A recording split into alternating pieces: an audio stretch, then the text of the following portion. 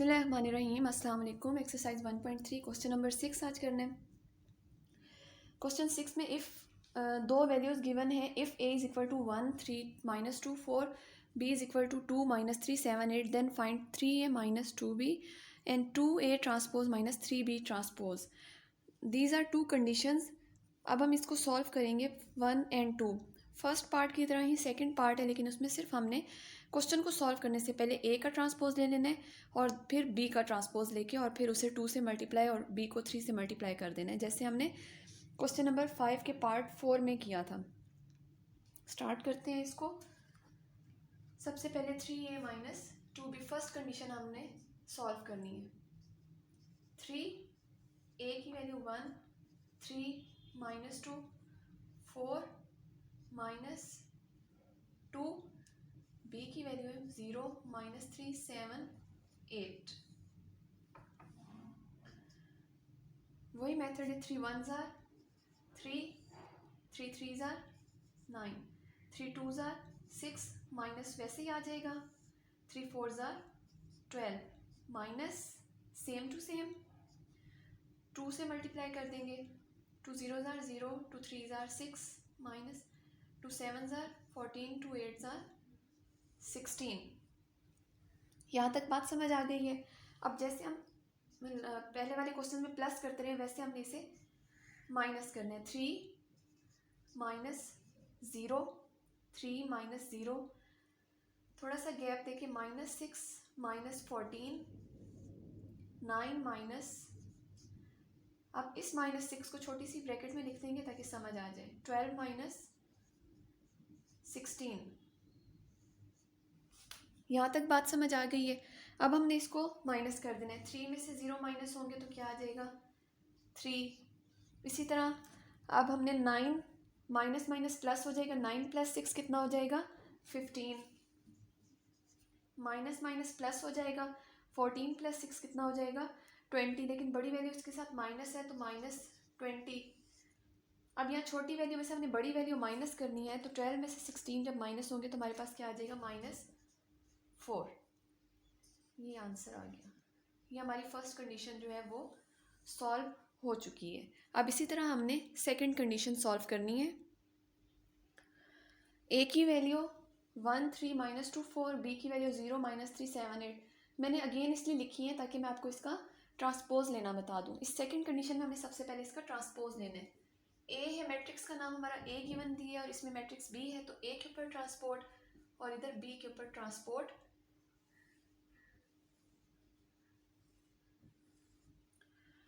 Transpose लेना मैंने आपको कैसे बताया था कि आपने या तो रोज को कॉलम्स में कर देना है या कॉलम्स को रोज में कर देना है। कॉलम्स को रोज में 1 3, यहाँ पे हमने कॉलम में लिखा हुआ है और ट्रांसपोज जब लेंगे तो ये रोज में चले जाएंगे 1 3।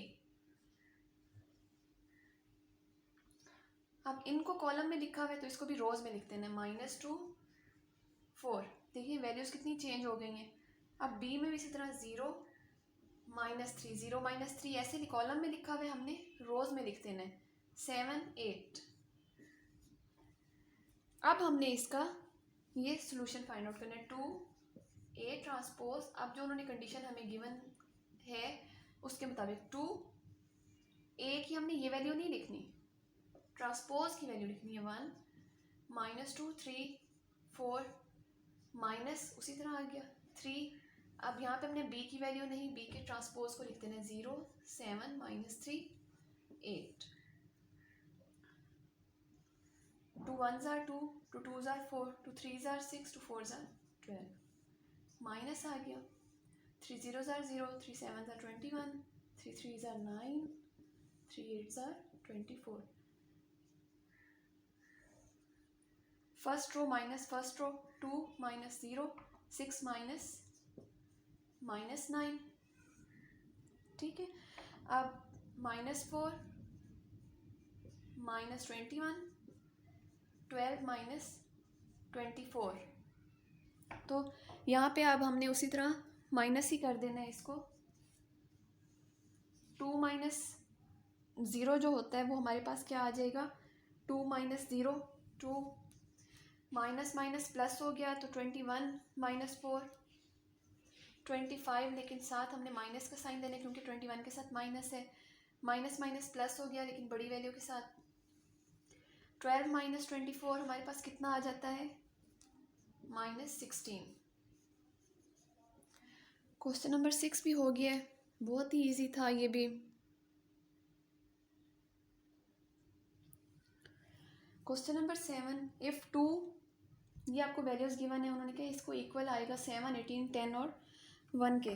तो इसमें आपको क्या नई चीज़ लग रही होगी, मैट्रिक्स में A एंड B, उन्होंने कहा है कि आपने इनकी वैल्यूज़ फाइंड आउट करनी है। कैसे फाइंड आउट होगी, हमारे पास वहाँ साइड पे 2 और 3 है, 2 से इस पूरी मैट्रिक्स को हमने मल्टीप्लाई करना है और इधर हमने 3 से इस पूरी मैट्रिक्स को मल्टीप्लाई कर देना है। स्टार्ट करते हैं क्वेश्चन। मैं अगेन इसको नहीं लिख रही हूँ, इसी को डायरेक्ट सॉल्व कर रही हूँ, लेकिन आप लोग अगेन लिखिएगा यहाँ पे।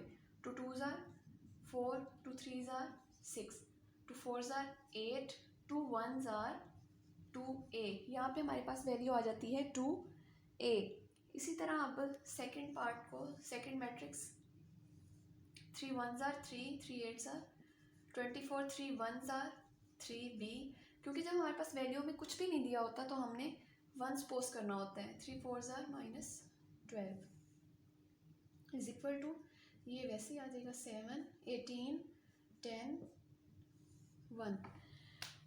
अब हमने उसी तरह ही इसको प्लस कर लेना है जैसे पहले, रो प्लस रो, 4 + 3 8 प्लस हमने करना है 3b, -6 + 24 2a plus -12।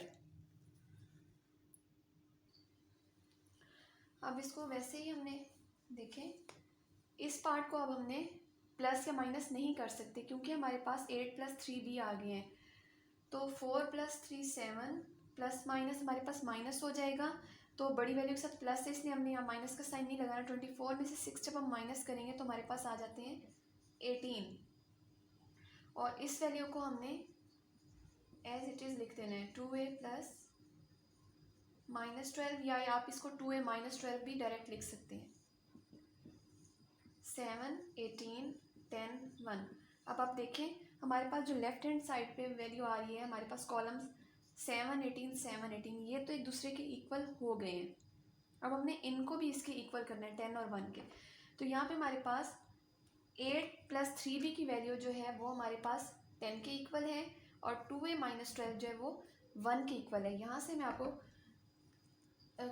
Marker change करके दिखाया ताकि आपको सही समझ में आ जाए। 8 + 3b = 10 और 2a -12 = 1 हो जाता है। यहाँ पे ये अलग से क्वेश्चन नहीं है, मैंने मार्कर कलर इसलिए चेंज किया ताकि आपको समझ आ जाए। 8 + 3b = 10, 2a -12 = 1। ये आपको याद होगा क्वेश्चन एक्सरसाइज 1.1 के क्वेश्चन नंबर 3 में हमने ऐसी वैल्यूज़ फाइंड आउट की थी, तो ये भी हमने वैसे ही फाइंड आउट करनी है। अब 3 भी हमने यहाँ पे कर देना है, 10 + 8 है तो वहाँ पे -8 कर देना है। 3b = 2। अब हमने b की वैल्यू साइड पे ले जानी है, = 2/3। ये हमारे पास आ गई है 2/3। अब यहाँ पे 2a = 1 + 12, a = 13/2।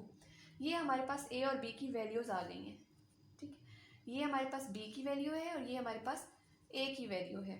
क्योंकि ये 10 और 1 के इक्वल तो हो नहीं सकती, उन्होंने ये नहीं कहा कि हमें प्रूफ करके दें, उसकी लेफ्ट हैंड साइड तो प्रूफ हो रही है, लेकिन उन्होंने हमसे वैल्यूज़ फाइंड आउट करी हैं। a एंड b की हमने वैल्यूज़ गिवन करनी है। तो ये वैल्यूज़ हैं, a की हमारे पास आई है 13/12 और b की वैल्यू हमारे पास आई है 2/3। उम्मीद है आपको समझ आ गई होगी। तो थैंक यू फॉर वॉचिंग।